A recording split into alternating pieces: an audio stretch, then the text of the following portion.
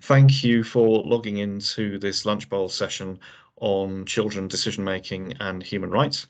My name is Martin Sexton. I'm the Principal Manager for RPS implementation in Salford. I'm also the Mental Capacity Act and DOLS lead for Salford. So I'm going to share my screen now so you can see what we're going to be talking about today. Okay, so here are the slides, which should be available either with this recording or not too far away from it. And this is the outline of the session. This is what we're going to be talking about for the next hour and a half or so. So we're going to get some background information on how and why we make decisions for children, how we do that, what the different legal frameworks are for different kinds of decisions and children of different ages. We're going to look at some emerging practice issues, particularly around the Mental Capacity Act, which applies to older children of 16, 17 years old. We're going to look at what deprivation of liberty is. So we're going to look at some human rights issues, how they can arise for children and young people, how they can be authorised, how they interact with other things that you're doing to support children, like safeguarding and using public law orders. And then we're going to do a little bit about the liberty protection safeguards, which are going to be coming into force sometime soon, maybe next year, maybe in 2024, which are going to affect 16 and 17-year-olds. And so it's to give you a heads up on what might be coming your way. And finally, going to finish with some practice points, some suggestions, and also some resources that ought to be helpful for you. Okay, so this is just an overview of why we make decisions for children. I'm sure this will be familiar to all of you, but it's just to kind of set the scene. So when children are born, they're helpless. Infants can't do anything for themselves. All their decisions have to be taken by their caregivers, and that obviously involves quite a lot of restriction. Children want to go and do certain things, and they have to be stopped because they'll be harmed. So there's a lot of restriction applied to young children. But hopefully those young children will mature and develop as they get older. They'll become able to take more and more of their own decisions. Caregivers still impose restrictions on children as they get older, but the purpose is to protect them and to enable them to develop. And this is what parental responsibility is. It's not a freestanding right to impose restrictions or take decisions on behalf of children. It's using our authority as adults to support children to develop and grow and finally, hopefully, become healthy adults and have the freedom from restriction that all healthy adults have, apart from the criminal law and COVID and mental health legislation and so on. So that's the underlying perspective here. That's what we hope happens in every case, but of course we know that in some cases some children, young people have difficulties developing their ability to make decisions. And we know sadly that some young people never acquire the ability to make many or any of their decisions because of brain injury or learning disability or something like that. So it's that latter group that we're going to be talking about most here. But I wanted to set the scene to show that there's a kind of journey here that starts with a lot of restriction and ends with little or no restriction, so that you can relate this to what we're going to be talking about the different legal frameworks. So this is what it looks like in legal terms. So the Human Rights Act applies to everyone. There's no lower age limit for human rights. So children and adults have human rights. What that means, of course, looks different depending on your age, but it's universal. In this country, from the age of 0 to 18, the concept of parental responsibility applies. So that's what I was talking about on the last slide, using our adult authority to protect children, help them develop.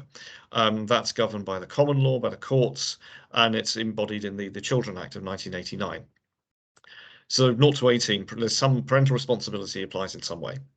From the age of 0 to 16, the framework for working out whether a child can make a particular decision is known as Gillick competence, or the Fraser guidelines. Comes from a House of Lords ruling in 1986 about what a child needs to be able to demonstrate in order to be able to make a decision for himself or herself. And since 2005, we've also had the Mental Capacity Act, which applies to 16 and 17-year-olds about deciding whether that young person can make decisions for themselves and what should happen if they can't. And then I mentioned that we're going to be looking at deprivation of liberty and human rights, and there were some key Supreme Court decisions in 2014 and 2019 about what deprivation of liberty is, what it means for people, for young people and adults, and how it should be authorized and approached. So there's different things applying at different times, and they overlap. for children and young people. So that's a challenge. For adults, the legal framework is much more straightforward, but it's more complicated for children and young people because there are these different frameworks and these overlaps, and sometimes there's more than one option. So part of the idea of this presentation is to try and guide you through that and help you work out where you are and what your options are and which one might be the best. Okay, so kind of looking at this in practical terms, trying to take the legal framework from the previous slide and think about it in practical terms. For children aged 0 to about 10, parents can probably use their parental responsibility to make pretty much any decision on behalf of their children, unless this is being challenged, unless there are safeguarding concerns, unless the local authority is contemplating trying to get a care order or something like that. And then the decision that needs to be taken might need to be looked at more closely. But generally speaking, most circumstances, parents can make decisions for children up to about 10. From 11 to 16, they still have parental responsibility. PR is still there, but the child's view becomes more important. And we know from the Gillett case that children younger than 16 may be able to make some of their own decisions, including decisions about medical treatment. Once we're at age 16, PR's kind of still there, but it can be used in fewer and fewer situations. And there are additional factors that we need to consider under the Mental Capacity Act. Does this young person fall within the remit of the Mental Capacity Act? Do we need to be using that? And this is the overall framework from decisions in general. Decisions about deprivation of liberty, which we'll come on to later, it's a bit different. But this is the overall framework for decisions about what happens to the child, where they live, where they go to school, what they eat, what they wear, what they're called, who they can have contact with, those sorts of things.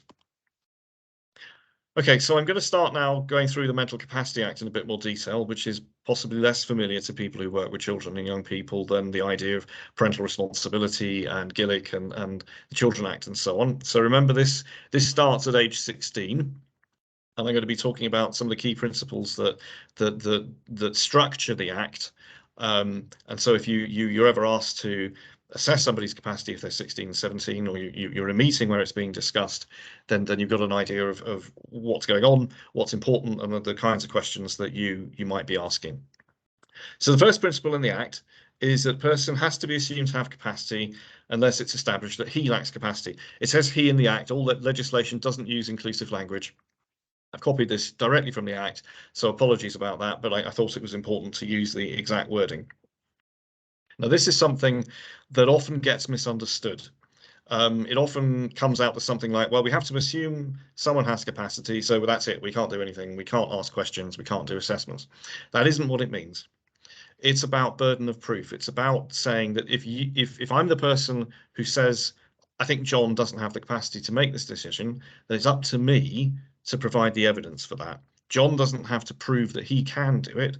I have to show the evidence that I think means that John can't do it. So that's what it means. It just means that the burden is on me. It doesn't mean, oh, we can't assess John or we can't ask him any questions. If that were the case, then we'd have no Mental Capacity Act. None of this would get off the ground. None of it would be possible. So if you've got questions, you should ask them. You should pursue them either with John or with his parents or with his carers or support workers or whoever you might be able to get information from. So although as a professional, the burden of proof works the same for everybody, but as a professional, you should have your own view of John. Does he have capacity? Why do you think he has capacity? And we'll look in a bit more detail in a minute as to what having capacity means. But this is an important principle to get understood first. The presumption of capacity doesn't mean, oh, we can't ask questions, we can't go any further. It just means what the starting point is and who has to prove what. The second principle of the Act, person not to be treated as unable to make a decision unless all practicable steps to help him to do so have been taken without success. And I'm sure in lots of different situations already, you're already supporting people to make decisions. And so this is just a list of the kind of good practice tips that for doing that. Thinking about when is best, where is best. Does the person need somebody to support them? Do they have a medical condition you have to take into account? Do you need an interpreter? Do you need some other assisted form of communication? What is it that this particular person needs in this situation to help them? And have you tried it? Has it worked? If not, okay, we need to move on. But also, have you recorded this properly? Have you thought through, how do I need to try and support John with this? And how do we get on? Did it work, or we still think that John maybe can't make this decision? So the third principle is another one that often gets misunderstood. Person is not to be treated as unable to make a decision merely because he makes an unwise decision. That's the wording from the Act, but the emphasis is I've added the bold to merely, and I've added the bold to and, because it means that one-off unwise decisions can't be the only evidence that we've got that somebody lacks capacity. But if somebody's making unwise decisions regularly, then that can be evidence that they lack capacity. So if they're doing things that seem to be at odds with what they say, or what they say they want, or what they're trying to do, or if they're putting themselves at risk by what they're doing, or something that just seems completely out of character for that person, it's not what we expect. Those situations require professional curiosity. They require us to think about that, follow that up, and they can then be used to produce evidence to say, well, actually, when you put it all together, when you look at this series of events, this shows, I think, that John lacks capacity to make this decision. And this sometimes gets described as a right to make unwise decisions. It isn't really. It's about assessing capacity for decision making. I'd advise people to not talk about a right to make unwise decisions, because a right is always at the other end of a duty. And if you're talking about somebody who's got a right to make unwise decisions, who has the duty to support them make unwise decisions? You and I certainly don't. We don't have to support people to harm themselves. We're under no obligation to support people to break the law, put other people at risk, etc. So because we're not under any duties towards people in these situations to help them make mistakes and harm themselves and others, don't talk about rights, because rights and duties are just two sides of the same coin. So this isn't about having a right to make an unwise decision. It's about how you go about assessing somebody who seems to be acting out of character, or putting themselves at risk, and what's the way through that to put evidence together for that person having capacity or not. Okay, so this is all described in much more detail in the new Mental Capacity Act Code of Practice, which I've got a reference to at the end in the resources section, chapter 4 of the new code. So there's a question about who should do this, who needs to assess capacity. The answer depends on the situation. It's who needs a reasonable belief that the person lacks capacity. And that will usually be the person who's planning on doing something. So planning on providing support to that young person, planning on taking them somewhere, planning on giving them medication of some sort or some other kind of intervention, planning on giving them their dinner. Who's the person who's acting in the situation, and that can be a professional, or it could be a member of the person's family or support network. So whoever it is who's acting with that person at that time, if they think, I'm not sure what John understands this, I think I'm going to have to do this for John, then that's the person who's got to go through the assessment process at least in their head. And obviously, if they're a professional, they need to be recording it as well. So these are the 4 elements of what it means to have mental capacity to make a particular decision at a particular time. And the Act is time specific and decision specific. So just because you can make one decision doesn't mean you can make every decision. And because you couldn't make a decision yesterday, you might be able to make it today. So it's time specific, decision specific.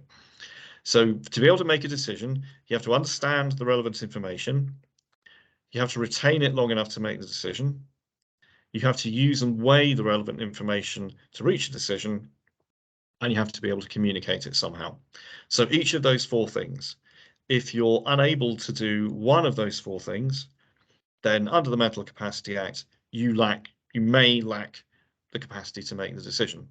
So that's what the decision making looks like. That's what the structure of it is. We'll go on and talk about these elements and the relevant information in a bit more detail now.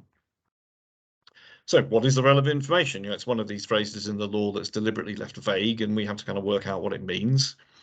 Well, we know from case law around this that it's kind of got 3 elements, really. One is the nature of the decision. One is the reason for it. The third is the consequences.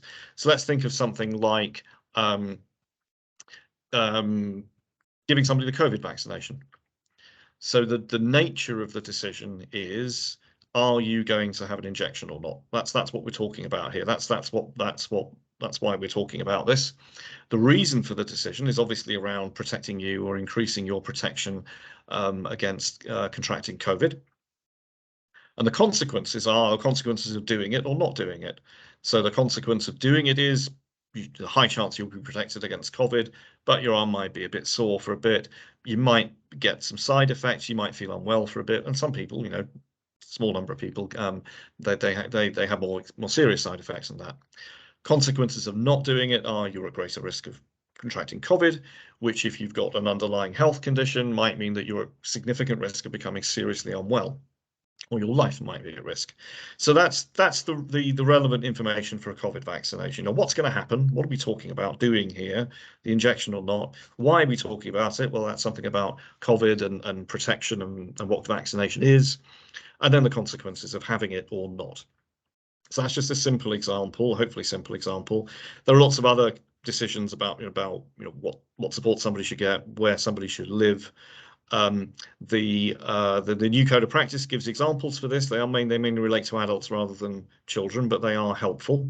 And the point really is that whatever the decision is, whoever's assessing it has to be able to articulate the relevant information. You have to be able to say, what is it? Because otherwise you're not going to be able to assess someone else's ability to understand it or retain it, etc. You know, if you don't understand it, you can't assess somebody else's ability to understand it. So it's important to think through these things first: nature, reason, consequences of what's going on. Talk to your colleagues, talk to your safeguarding lead or your manager if you need support, but think it through before the assessment so that you're ready to go. You're ready to have that conversation.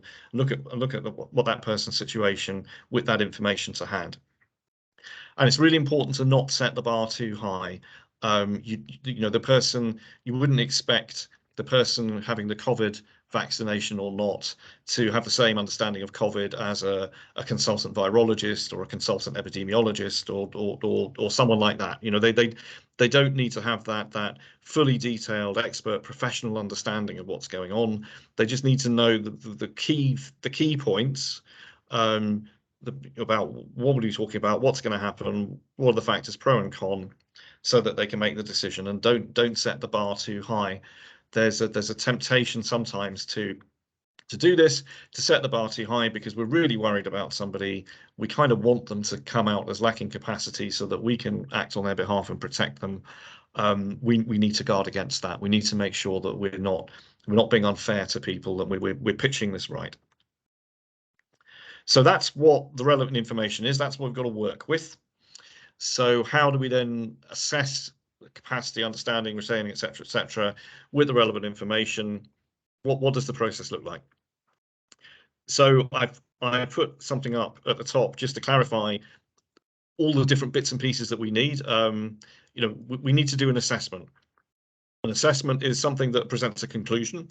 It says that something is the case or something is not the case, with evidence to support it, and also with some reasoning that says why the conclusion is supported by the evidence. So we've got to have those three elements. We know what we're looking for. We're looking for understanding, retention, etc. We know what we're using. We're using the relevant information. So how do we plug it into this conclusions, evidence, reasons framework? So there are three things that we need to do. I'll say now, for those of you who have been trained in the Mental Capacity Act before, you may have been trained on a two-step test. The case law since the Act came in has clarified that there are actually 3 steps, and we'll talk through them, talk about why. But you may have been taught 2-step test. I certainly was. So the order's a little bit different from what you know. Anyway, 3-step test. Starting off, understanding, retaining, using and weighing, communication. Are one or other of those elements not present? Can the person not do one or more of those things? So they can't understand, or if they can understand, they can't retain. If they can understand and retain, they can't use and weigh, or we just haven't been able to establish communication with them. And that's known as the functional test. So step 2 is, does the person have an impairment or disturbance of the mind or brain? And that's known as the diagnostic test. Doesn't mean they have to have a diagnosis of dementia, learning disability, etc., etc. It just means there has to be evidence that there's some disruption or disturbance or impairment of their mind or brain. Step 2. Step 3, if 1 and 2 are both true, is 1 explained by 2? Is the reason the person can't make the decision because of their impairment? And that's in the case law, that's called the causative nexus test. You know, it's the bit that joins everything together. So those are the 3 steps. So they can't understand or retain, etc., etc., and they've got a disturbance or impairment of the mind or brain, and the reason that they can't understand, etc., is because of the disturbance or impairment. And we're making all of these judgments on the basis of balance of probability. So it's more likely than not that something is the case. So it's more likely than not, we say, that John can't understand the information. It's more likely than not that he's got a learning disability, let's say, and it's more likely than not, in our judgment, that it's his learning disability that means that he can't make the decision. So we've got all of those 3 elements joined together on balance of probability, then John lacks capacity to make this decision. And so that's what we have to think through and analyze and evidence. So why do we need 3 steps, and why have we moved from a 2-step process to a 3-step process? I think it's really important because we need to be clear that there are other reasons why people are unable to make decisions. There may be other reasons why John is unable to understand this information or retain it, etc. One reason may be he's being intimidated. He's being coerced, he's being groomed, he's being cuckooed. He's too scared to really process what's going on. And so we need to be able to pick up this and deal with it.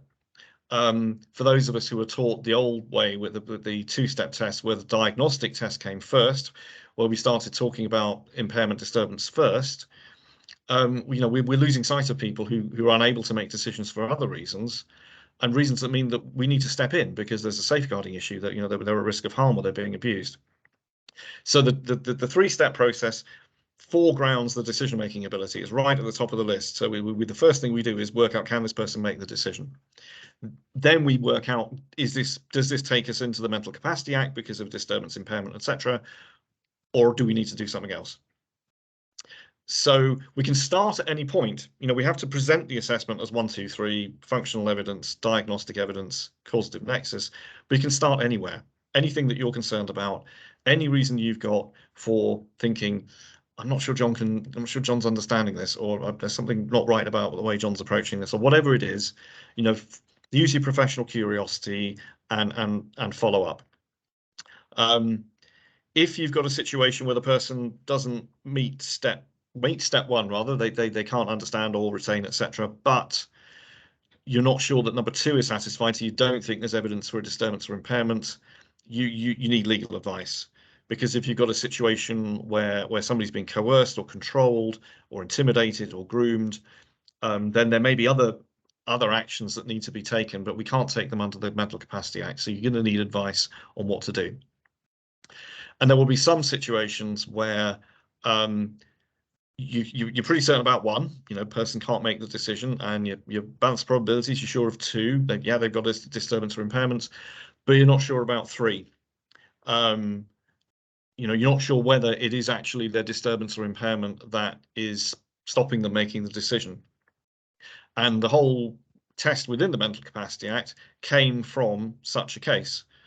I won't go into the details, but it involved somebody with a significant mental health problem, a significant delusion, who had to make a decision about his medical treatment, and he had a delusion that he was a world famous surgeon and knew more about his condition than anybody else. But he could understand the information, he could retain it, etc., etc., etc. So in that case, although he had a significant disturbance or impairment of his mind and brain, it wasn't preventing him from making the decision. So that can get tricky. And if you've think you've got a situation like that, then, you know, speak to colleagues, your manager, your safeguarding lead, because you may need extra expert assessment there. You may need psychiatric or psychological assessment if you think that's the situation that you've got. Okay, so We can evidence these different things in different ways. The functional test is often evidenced by verbal communication. We ask people questions about using the relevant information, and they give us answers, and then based on the connection between our questions and their answers, we make a balance of probability decision. But you can also use the person's behavior. So you can also use evidence for what's called their executive function. So if the new code of practice says that if there's a clear mismatch between what somebody's saying and what they're doing, then that may be evidence for lack of capacity. I know some people are concerned that this is paternalistic, that this is about second guessing people, and yeah, it can be misused in that way. But I've also seen it used positively for people whose verbal skills are not that great, but who can take information on board, who can understand it, and who can demonstrate their understanding by their actions. So people who are trained on road safety, for example, sometimes they're don't have a lot of verbal language, but they clearly understand what's being said to them, and they can demonstrate the understanding. So so it can be a positive thing as well. And as I've said, the diagnostic information doesn't have to be a diagnosis, not in general terms. Does for some things, we'll come on to that later, but generally speaking, doesn't have to be a diagnosis. It's got to be based on evidence. It's got to be based on some sort of validated assessment score, like mini mental state examination or something like that, something that's persisting over time. It's not because the person's intoxicated. It's not because they're hypo because they haven't had their insulin or whatever, something like that. There's no obvious immediate way of altering that, and they've got this disturbance to their ability to understand, retain, etc. And sometimes this can be difficult to get this information. Sometimes you may need to repeat one or more of these assessments to be able to make a balance of probabilities decision. Sometimes you'll need more than one person. You might need support from a colleague to do this. You might need to have somebody with particular skills involved, like speech and language therapy, or possibly a psychiatrist to spend enough time with the person to understand all of this and be able to make a judgment or balance of probabilities. This is difficult. This is all difficult. The code of practice and the law says that you've got to come up with a yes/no answer. Yes on balance of probabilities, no on balance of probabilities. So the outcome is simple, yes, no. The process of doing this is anything but simple. You're trying to understand what's going on inside somebody's head. And you can't. None of us can do that. The best that we can do is try to establish some reasonably reliable indirect method of looking to see what's happening. The problem is that we can never, when we're talking to somebody and we're saying things to them, we can never be sure what's actually landing. What are they actually getting out of what we're saying? And therefore, what do their responses mean? We never know for sure. That's why the threshold is balance of probabilities, because we can never be certain, but we have to be sure enough to think that there's a reason to take action. But it is difficult to do. And it's also, it's also an exposed and lonely place to be sometimes, assessing somebody's capacity because of the potential consequences. If I assess somebody that's having the capacity to make a decision, then they're going to make the decision, and they might make a really bad decision, and that might put them at risk, and I might be really worried or might be criticized, and so on. If I say that they lack capacity, okay, then I've got to do something about that. I've got to think about best interests. I've got to support them and protect them. But then am I taking their freedom away? Am I taking their choices away? Are they happy about this? Are they am I, on the face of it, making them more unhappy and putting them in a worse situation because of what I have to do? Other people will have very strong views, and maybe they don't have all the evidence that I've got. They haven't gone through the process. They don't know about the law. They don't know about the code of practice, etc. But they've got very strong views. Tell me I should decide this or I should decide that. And as as is obvious from everything I've said, finding the time to do this properly in the middle of a very busy job and with lots of other people to support can be a real challenge. So that I think the message from this training is to acknowledge all of that. Not unfortunately to offer any kind of magic wand answers to it, but to encourage everybody to kind of really become familiar with the framework, become familiar with their responsibilities and obligations, so that if you are being put under pressure, you're able to say, no, this is how I need to do this assessment, because this is the threshold that I need to get to. for this person, and I'm not there yet, and I need to do it properly, and that's going to take time, and it's going to take some initial resources. And if you understand the framework and you're confident in how you present it, then I think that will go a long way to when you're with other people who don't have that understanding or that confidence. It's going to be more difficult for them to challenge you, and you're going to be in a better position to go about this the way you think it should be done. So sometimes people just don't want to know. They just don't want to talk to you. They just tell you where to go. That you can't get any of this off the ground. So go back to the principles, go back to the beginning, think, okay, how can I support this person? Is there a way of engaging them? Can I engage them while they're taking part in an event that they do enjoy doing, that they do want to do? Is there someone that they prefer to speak to that I can at least get things going with? Are there certain things they enjoy? Are they, is this the time in the morning where they normally have a cigarette and they don't want to talk to anybody until they've had a cigarette, whatever it may be? Try to understand the person as well as you can. Think about the different ways you might be able to support the decision. Think about whether the decision could be delayed or not. Can I wait? Wait till somebody else arrives. Wait till the afternoon when, because of their mental health condition, maybe they're better able to engage. Whatever it may be. Beware of the impact of trauma. I mean, that's just a one sentence that covers a whole range of different things. People working with children will be very familiar with this. How different kinds of trauma, whether physical or psychological, can have a significant impact on people's ability to engage with others, people's willingness to open up, people's willingness to trust, and be aware that there might be, that might be a factor in the conversation. But at some point, you're going to need to be direct, or you may need to be, to say, I'm worried. I'm really concerned here. I'm concerned that you're at risk of harm. I'm concerned you don't understand what's happening here. Help me to help you, because otherwise I might have to make this decision for you. Because if the person may be worried about what you're going to do, they may be worried about what you're going to say, and that's why they're trying to push you away, or they may actually not understand really what's happening, but they've learned through experience that if they're aggressive, then people give up on them, and they're left alone. So if you're direct with people and say, I'm concerned, I might need to act on your behalf, help me to help you, please help me understand what's happening, then that's one possible way of opening things up and encouraging people to be honest. And then if none of this works, then or if it's not working very well, you always need to think about what your alternative options are. Is there an option under the Mental Health Act? Not always, but you need to think about it. And also, do you need to be thinking about getting an interim order from the Court of Protection? So an order that says that there's reason to doubt that someone's got capacity and which enables you to do other things. And that's a lower threshold for actually concluding somebody's capacity or not. So it might be possible to do that in some cases. So speak to your colleagues and your legal colleagues about those options.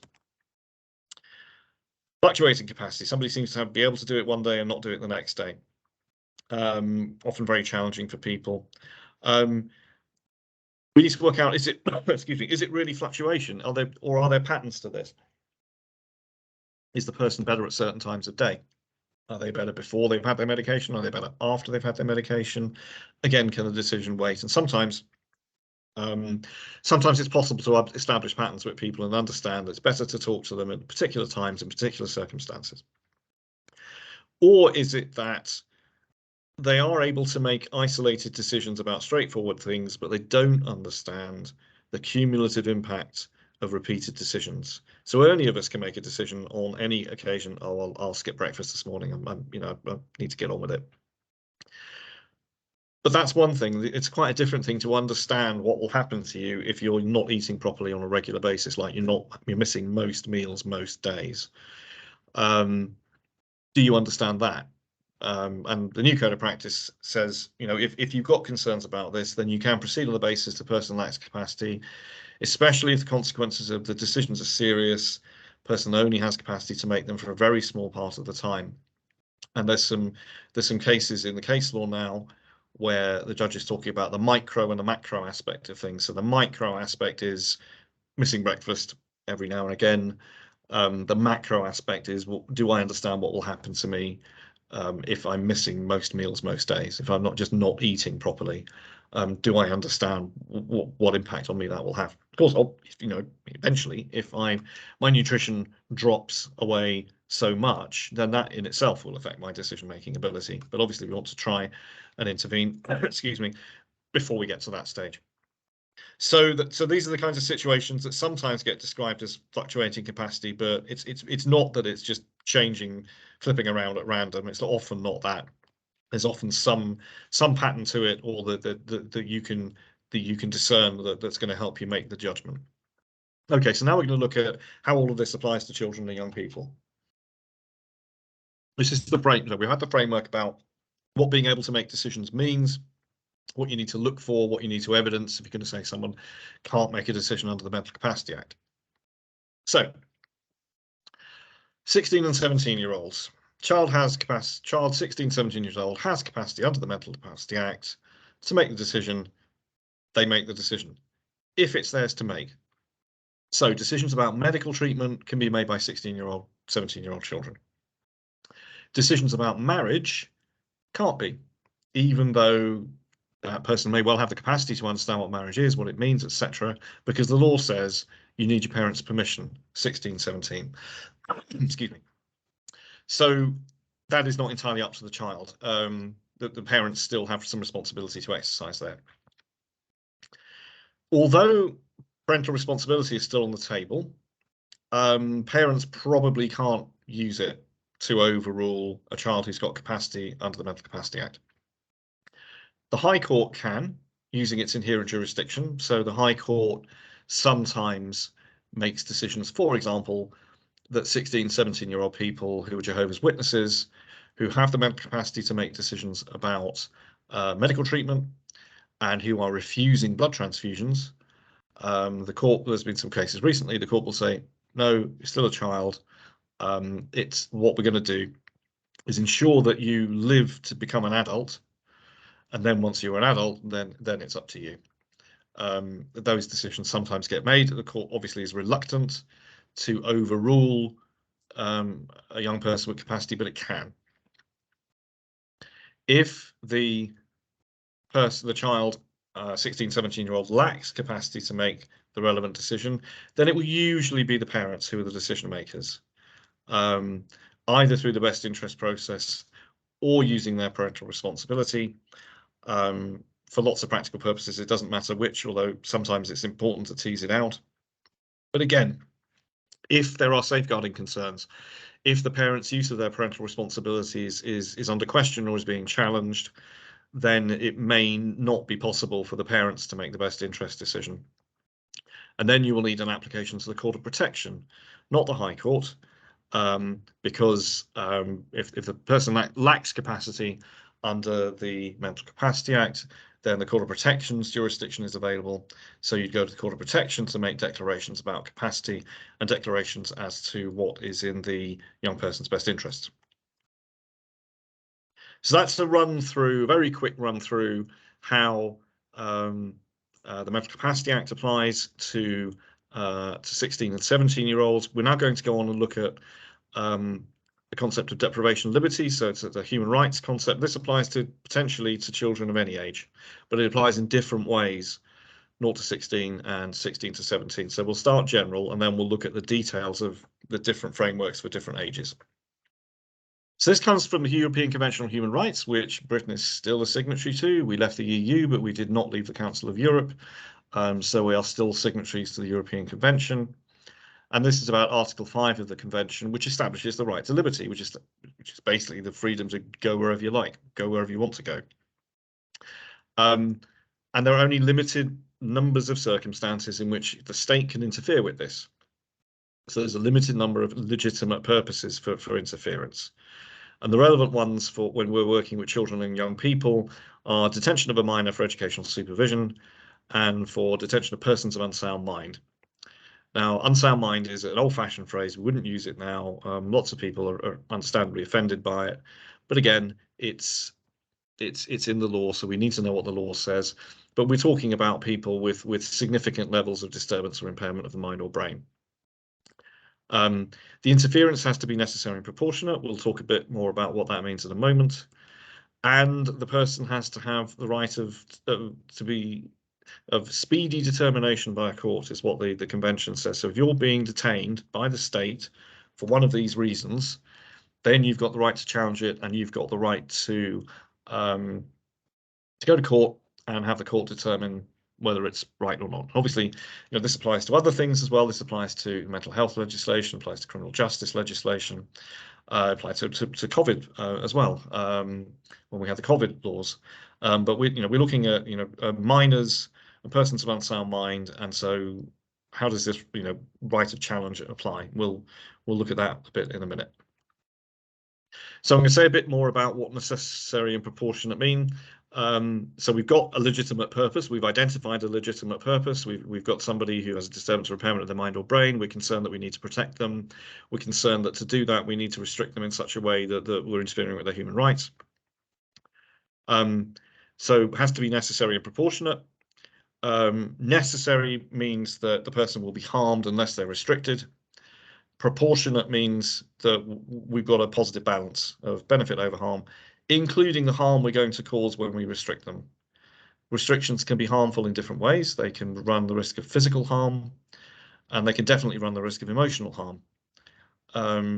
So we've got to work out what all the benefits and harms are in the situation, including the ones that we're going to introduce into the situation, and come up with a positive balance so that it's proportionate.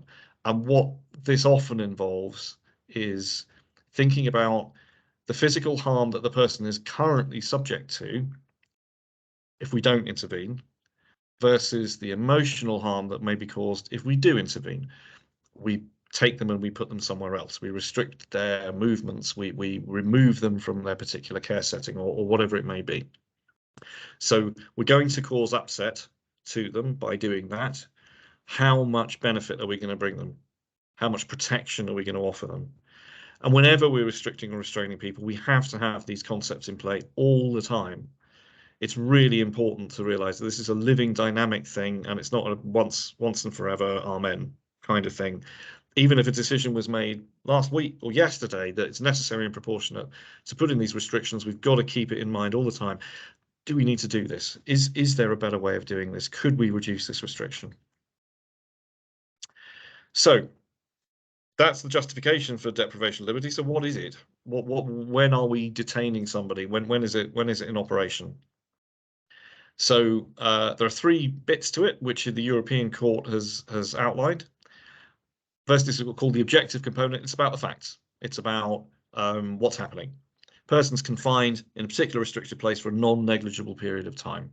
Again, these words mean different things in different contexts, but that's what we're looking at. With somebody, there is some sort of ongoing restriction on their movement. The subjective component is the person, there's no valid consent. For the people that we're talking about, it's because they're unable to consent. Obviously, in other situations, like a criminal justice context, it would be because they have capacity, but they're not being asked. They're being told, so they're not consenting. And the final component is state responsibility. So the state knows about it or should know about it. This is a very low threshold. The state is people like myself, people who work for public services, people who are commissioned by public services. And because the state has a backstop responsibility to safeguard adults and children, it's supposed to know about these things. So it's very unusual for the state responsibility test to not be met, even if the person isn't being restricted by with public money or by public servants or anybody like that. So the first two are the important ones. Restricting somebody's movement for to a significant degree for a significant period, non-negligible period of time, and the person hasn't consented to this. So that's what deprivation. If you see these things happening, think deprivation of liberty. Think that we need to take some action here. So, okay, what does this mean? I said earlier that young children are subject to very high levels of restriction. So, what does it mean for children and young people? Does it mean anything? It does. It does. It is possible for children and young people to be deprived of their liberty. And the Law Society has given some guidance for 16 and 17-year-olds on what that might look like. And some of these things will apply to younger children as well. Restricting contact with others, locked doors, restriction to safe spaces, interference with communications, using medication to manage behavior, being supervised at home or in a community, etc., all compared with other young people of the same age. And that's a really important part and a really complicated part, because at any given age, a young person or child will be subject to certain levels of restriction. So it's about, are we going beyond what we would expect for a 16-year-old or a 13-year-old or an 11-year-old? Some quite complex questions there. Obviously, there's a kind of cultural dimension to this. That child rearing, child supervision practices in different cultures vary.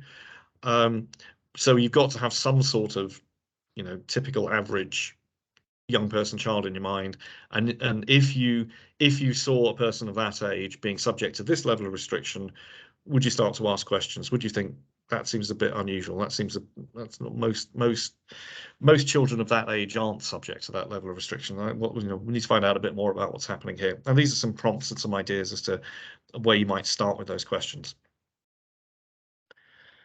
So this is just to reinforce the age gradient to this. Obviously, we've said already that younger children are subject to higher levels of restriction, and that's appropriate because that's what they need. The older the child or young person, the less restriction you would expect to see, the more questions you're going to need to ask. It's really important to remember that the comparison is to be made with another child of the same age, not another child with the same disability or medical condition or support need or anything like that.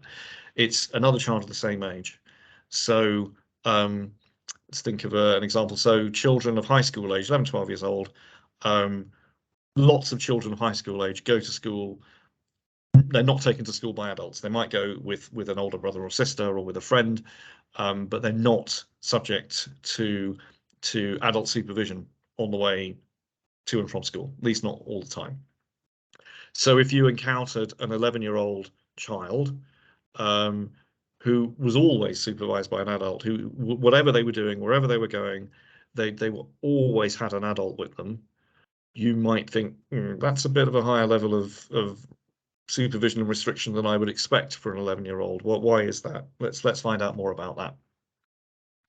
I picked the 11-year-old example deliberately because the court has said that for children 10 and younger, it's really difficult to see how much of this really applies, because you would just have to exercise a level of supervision and control over children that you just have to for their protection. These age cutoffs are always arbitrary. We could argue that 10's too old. Some people might think 11 is too young, but the court's gone for a cutoff that roughly corresponds to high school age, when children are going to be moving around the community on their own a lot more. So it's about making a judgment at each stage about, is this what I would expect to see? How surprised am I? How unusual do I think it is to see a young person of this age being subject to this level of restriction? And if I think it's unusual or surprising or worrying, then obviously I need to I need to follow through on that. I need to ask some questions and to do some investigation. And as we'll see, the framework for authorizing this level of restriction applies in different ways at different ages. Sometimes it's not about mental capacity or parental responsibility. Sometimes we need to restrict people's access to certain things or access to certain spaces because of health and safety legislation, and it's nothing to do with their human rights at all. It's we have to lock certain things away or keep certain things under control because of health and safety legislation, for example. So this is how it works for authorizing deprivation of liberty for young people, children of different ages. So for young people, children age 0 to 16, if there are no concerns about the parents parenting, then the parents can authorize what would otherwise be deprivation of liberty. You might want to think about going to court if the levels of restriction are very high and the potential side effects are very high, but generally speaking, the parents can do it. If their parenting's been called into question, then you need an order from the High Court, the inherent jurisdiction of the High Court, not Family Court.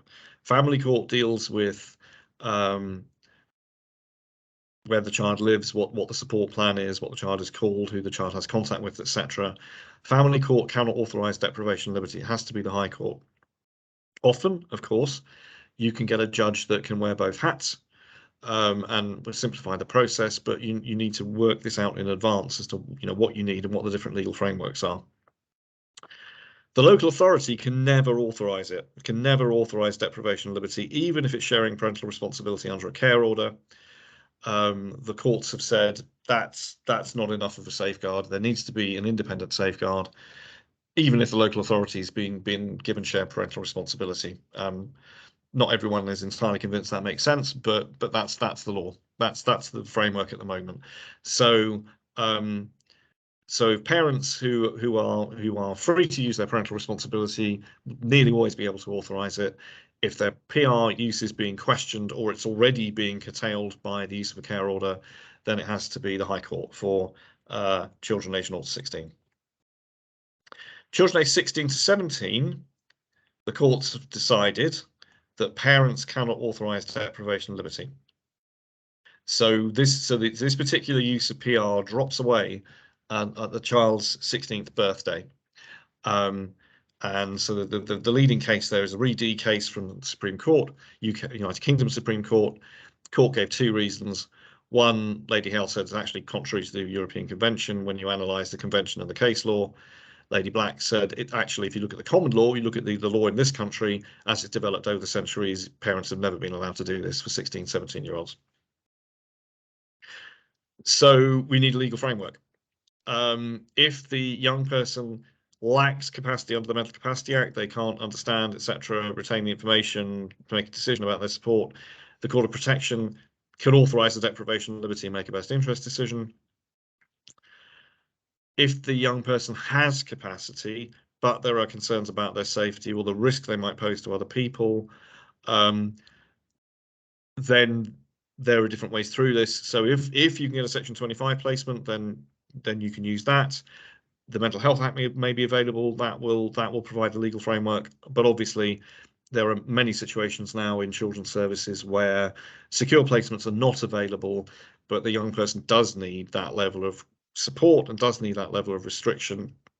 So they're going to have to move into somewhere that's not regulated under Section 25 of the Children Act, so it's not a regulated placement, and then you need the High Court to use its inherent jurisdiction to authorise that. And we know that there's lots of controversy and concern over that at the moment, of lots and lots of use of unregulated placements and orders going through the High Court, because there's a lack of secure accommodations, lack of Section 25 accommodation.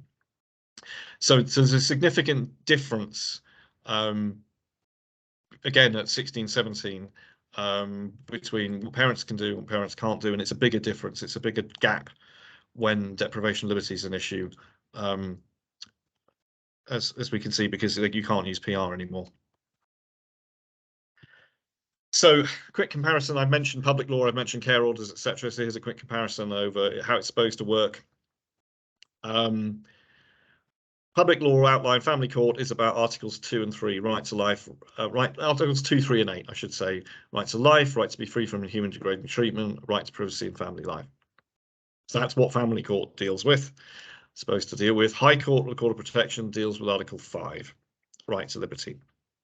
Practice, of course, it's not so simple, because if you're restricting somebody's freedom, you're going to be restricting their contacts with other people, and if you need to do certain things like restrict somebody's communications, then that's probably going to impose some restrictions on their freedom as well. So this is a bit of a challenge, and this is another reason for people who are in this situation working with young people who may need to be subject to the public law outline. It's really important to kind of think these things through in advance as soon as you can, and think about what's going where. Which bits fall best under which legal framework, and which court you need to ask to give you the ruling. And early contact with your legal advisors is the way through this, because it can get complicated. Recognize this as possible, ask the right questions, work with your legal team. I've mentioned already you can sometimes have the hearing in front of a judge who has tickets for both courts. Not always possible. Judges don't always agree to do it. Sometimes they think, no, actually, I think some of these issues I can do with this in the High Court, or the Family Court, but I think another judge should be dealing with some of these other questions. But you need to be genned up and clued up so that you can ask for what you'd ideally like. And then you need to think about how you're going to involve the parents in decisions about deprivation of liberty. Even though they can't use PR, they're not the decision makers, but you need to think about what kind of engagement you need with them, especially if child's living with them under a care order, or the plan is for them to return to their parents under a care order, or at least under a care order initially, and that we know what ongoing level of restriction is needed. So, even if you've made decisions about, you've had judgments about safeguarding, about the welfare threshold of the Children Act, etc., doesn't mean that the parents are just cut out of this process. You need to think about how you engage them and what you need to get from them.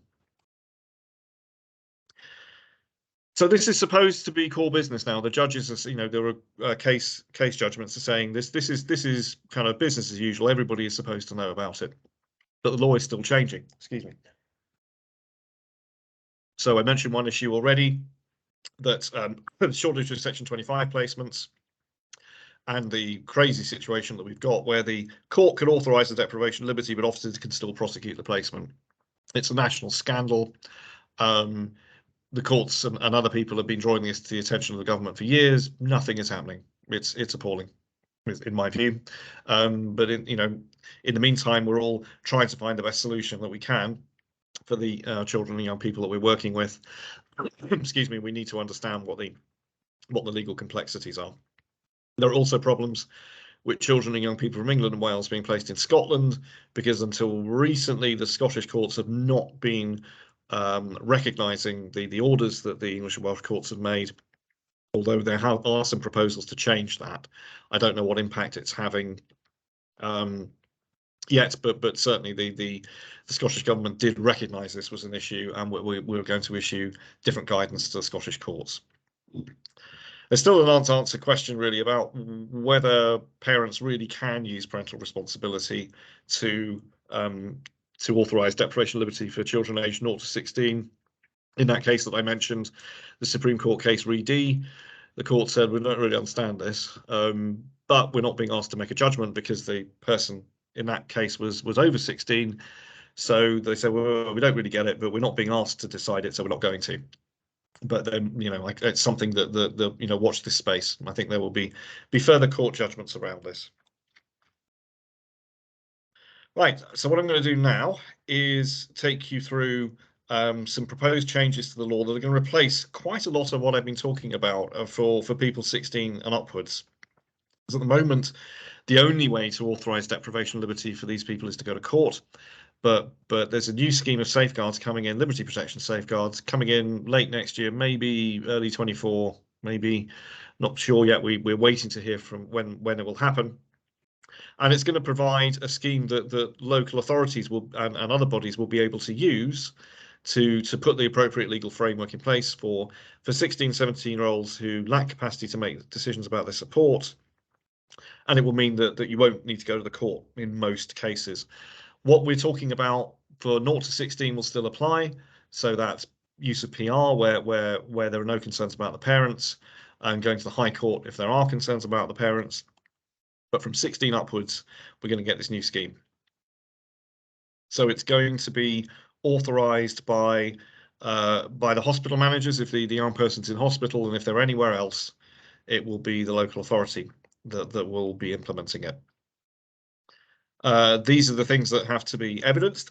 Excuse me. Person has to be 16 and upwards. They have to be deprived of their liberties. They have to be subject to that level of restriction. And also that we're not using the Mental Health Act, or we shouldn't be using the Mental Health Act. So there's a range of different situations in which the Mental Health Act should be used instead. And then these are the things we have to assess. Person lacks capacity to make care arrangements. They have a mental disorder. So you remember I said that the diagnostic test in the capacity assessment didn't have to be a diagnosis. Well, if we're talking about deprivation of liberty, then it does have to be a diagnosis. It's a higher threshold.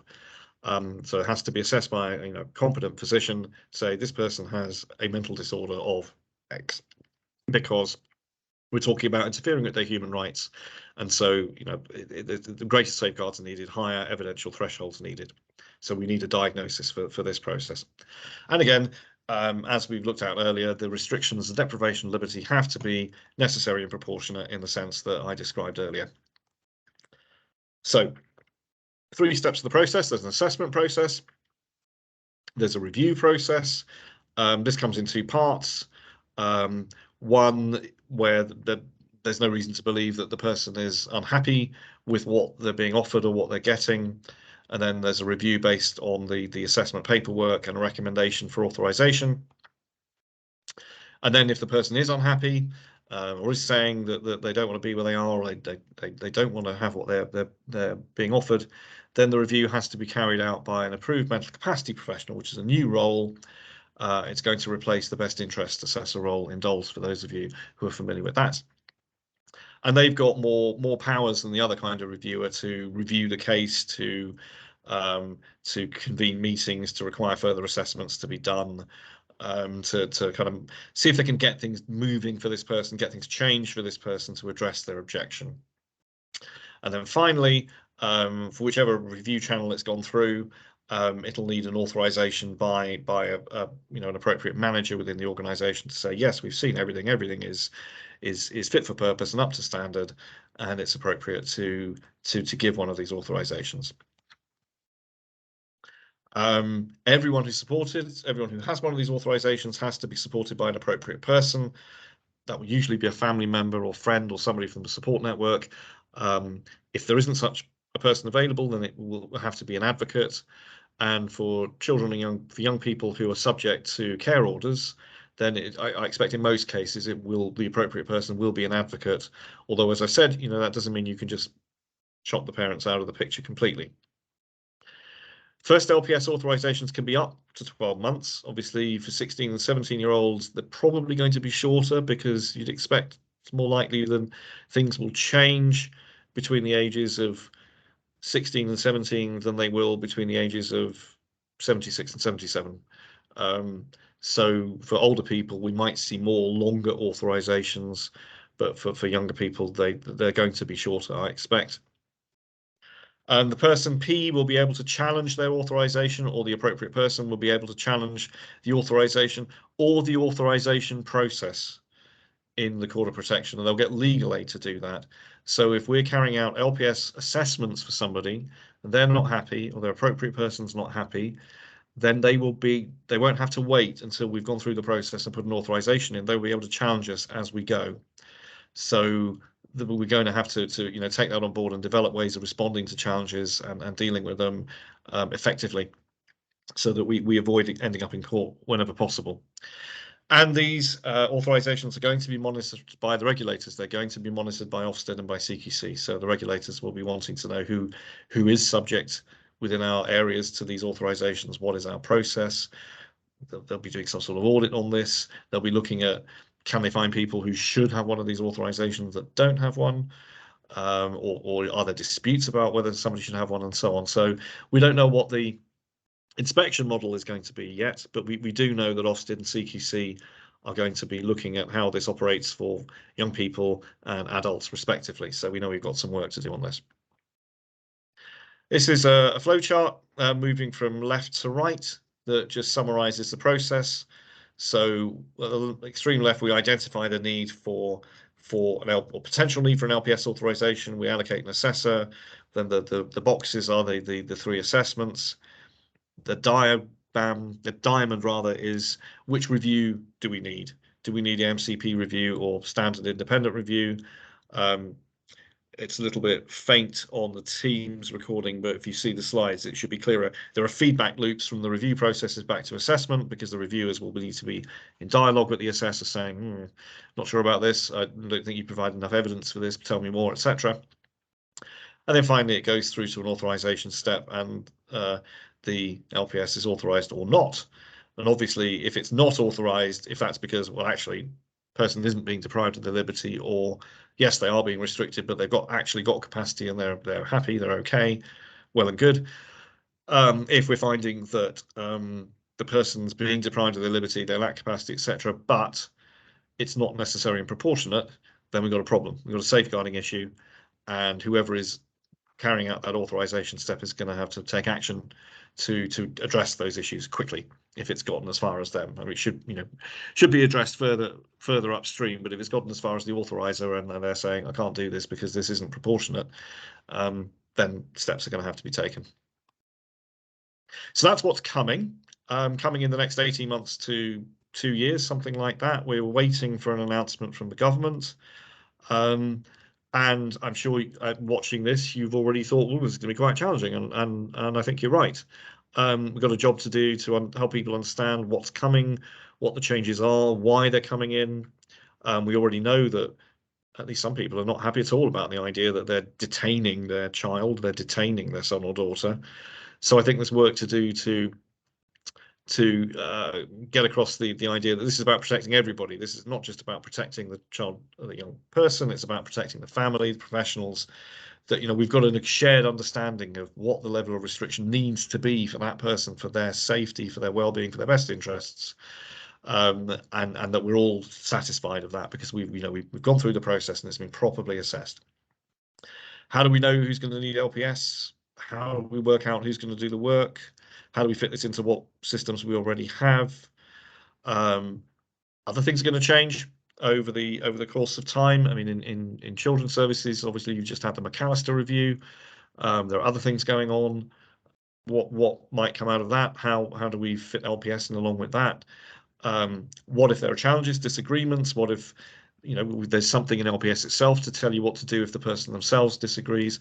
What if professionals disagree? What if the reviewers and the assessors can't agree, or the approved mental capacity professional disagrees with the authorizer? We're going to have to work out how to deal with this and support everyone who's involved, because the reviewers and the authorizers have got some quite challenging things to do. They're going to have to challenge their colleagues at times. That's going to be difficult. That's going to be uncomfortable. But we need to make sure that it happens when it needs to, and that we do it professionally and respectfully, and we get the best outcomes that we can. Training, obviously, massive need for training for everybody. Everybody will need to know something about this, and some people will need to know quite a lot about it. So we need to make sure we've identified the right training needs for the right people. How's this going to interact with the public law outline? In theory, it all fits along with it, but I'm sure as we look at it in more detail in practice, we're going to find ways in which the two frameworks don't quite match up, and we're going to find ways in which there's going to be a lack of clarity as to whether any challenge should go through the PLO, i.e. a challenge to the care order, or through LPS, and there might be some pressure from citizens and from their legal representatives on that to try and find, is this a new way of challenging what children's services are doing, and what does that look like? We need to understand that better. Obviously, young people going through transition from children's to adult services, they are often going to need LPS authorizations throughout that process when they're young people, and then when they become adults, need to make sure that that works properly. And then we've got to work with our partners. I've got CCG on the slide, which I need to update. It should be the Integrated Care Board, the hospital, the acute trust, the mental health trusts. How are they applying LPS? How's it going to work for people who are going to move between different care settings, making sure that things are coordinated and joined up, and the person is protected at every point and is able to assert their rights and challenge what's happening at every stage. So lots of work to do, lots of things to think about.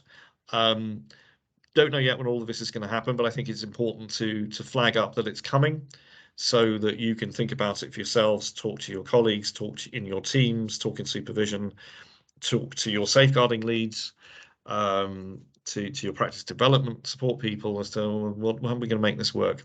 What's the best way of doing this? So just some tips about working with restriction, working with deprivation of liberty. What's good practice? What's the best way of doing it? So the first thing to say is that everyone's different. Everything depends on the facts, and what might be the right level of restriction for John might not be the right level for Jane, even if to you or to me, what's going on with John and Jane looks quite similar. When we actually start to look at it in more detail, what will work for John might not work for Jane, and we need to be aware of that. Blanket restrictions, so restrictions that are just applied to everybody within a particular service, always a problem. Always got to ask why. Why is that? Sometimes it's because, well, the reason they're here is because they have a particular assessed level of need, and that's inevitably going to involve certain things like they're not going to be allowed to just wander out on their own. Okay. But blanket restrictions about moving around the building, time spent in their own room, time spent in the lounge, meal times, it's always going to be a problem. Just doing things because that's what we do or that's what we've always done. No, we need more than that. Got to listen to people. Got to listen to what people want. What do they want? What do they think is going to make things go well for them? We might be concerned about it. We might not agree with it, but we need to know what it is. We need to listen. We need to understand what people are asking us, because that's going to have an impact on whether the restrictions are proportionate or not. The further away we are from doing what somebody wants, the bigger the restriction is, in effect. And so the bigger the challenge is going to be to justify it as being proportionate. Do we need to do this at all? Can we reduce the restrictions? Can we replace the restrictions? Can we refine them? Can we avoid them? Can we do that now? If we can't do it now, when are we going to try and do it? Myself and my colleagues on the mental capacity team in adult services, we have sometimes come across situations in which people have been subject to very significant levels of restriction for long periods of time, and it's not being reviewed, it's not being thought through again. It's just, that's how we work with this person, and we need to get beyond that. We need to move beyond that and keep this as a live issue, as to, even if we can't think of any way of reducing the restrictions now, we've still got to keep thinking about it, because even if we can only reduce them by a bit, or what seems to us like only a small amount, could have a big impact on that person and on their well-being and their quality of life. So we need to keep thinking about these things. As I said, is this what you'd expect for a child of this age? Is a child of this age normally subject to this level of supervision and restriction? If not, ask questions, investigate further. Remember what I said about the change in legal authority when a child becomes 16, that if you've been relying on parental responsibility, use of PR, to authorise restrictions, you can't rely on it after 16. So you need to track that. So it's not just simply, I've said update it, but it's more than that. It's about having conversations with people on their 15th birthday, and conversations with their parents or their guardians to say, some things are going to change on your son or daughter's 16th birthday, and we're going to start looking at what that looks like and start working it through, so that we're all ready and there are no surprises, and we're all happy with as happy as we can be with what's happening. 16 plus, most young people are going to have capacity to make decisions under the Mental Capacity Act.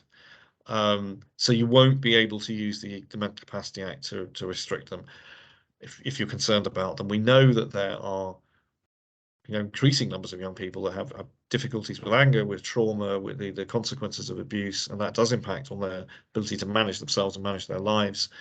But most of them are not going to meet the diagnostic threshold for the Mental Capacity Act. So that's important to recognise, and the thinking about necessity and proportionality of any restrictions is as important for that group as any other group. But you need to be aware that MCA is probably not going to apply to those people. LPS, going to be a challenge for all of us. I've tried to give you a kind of an overview of what's involved. I'm sure you've got lots of questions. There'll be opportunities to ask those questions in due course. But talk to your colleagues, talk to your managers, think about what might this look like, and what are the challenges, especially if there are challenges that I haven't identified, things that you're concerned about that are not on that slide. Then talk about those and feed them back. And always, this is about reducing restrictions again. Even if you've got legal authority, it's always permissive. It's not mandatory, so it allows you to do something. You still need to think about whether you actually need to do it. So you've got an order from the court, which allows you to apply a level of restriction that amounts to a deprivation of liberty. On this particular occasion, do you actually need to do that? And if you're finding yourself, on a sequence of occasions thinking, we don't need this power, we don't need these restrictions, then actually, is it time to go back to court and ask for them to be reviewed or removed? So I'm just going to finish with some references and resources, some of which I've mentioned in the presentation, others not. So Mental Capacity Act, okay, that's the text of the law. The Law Society Guide to Deprivation of Liberty, that's still a useful resource. Deprivation of Liberty 16, 17-year-olds, that's a little bit out of date now, but there's the guidance in it. Excuse me, the practice guidance is still useful. Reducing need for restraint and restrictive intervention, government resource, very helpful. 39 Essex Chambers is a barristers' chambers in London that publishes lots of really useful stuff on the Mental Capacity Act. So I've included a link to some of their resources. Child protection resource on specifically looking at depriving children of their liberty. Changes to the MCA Code of Practice, that's the current draft of the new code. I think it's a good idea to have a look at it. There will be some changes when it's finalized, but I think the earlier chapters, I think chapters 1 to 10 probably aren't going to change that much. There's a chapter specifically on children and young people. I can't remember which one it is, 22 or 23. That might change, but it's worth having a look at. And then the liberty protection fact sheets that the government is or has been producing, and hopefully we be producing more of as we move towards LPS implementation. Okay, so that's the conclusion of the presentation. Again, thank you all very much for logging in and joining. I hope it's been useful. I hope it's been helpful. If there's anything that you're not sure about, anything that is unclear or you disagree with, or anything that you were hoping that I would cover, and it's not there, then please speak to the Children's Workforce Development people, and they will feed back to me, and we can do a revised version of this training. So I hope it's been helpful. It is a complex area of practice. It is challenging, but it's really important because we're talking about people's basic freedoms. We're talking about promoting people's human rights, and doing that and on behalf of some of the people and members of our community who find it the most difficult to speak up for themselves and protect themselves. So it's really important area of work. It's great that people are coming forward to undertake this work, and I hope that at least some of what I've said has been helpful and will give you a bit more knowledge and a bit more confidence in applying these concepts when you're working with the most vulnerable members of our community. So thank you very much for your time and good luck.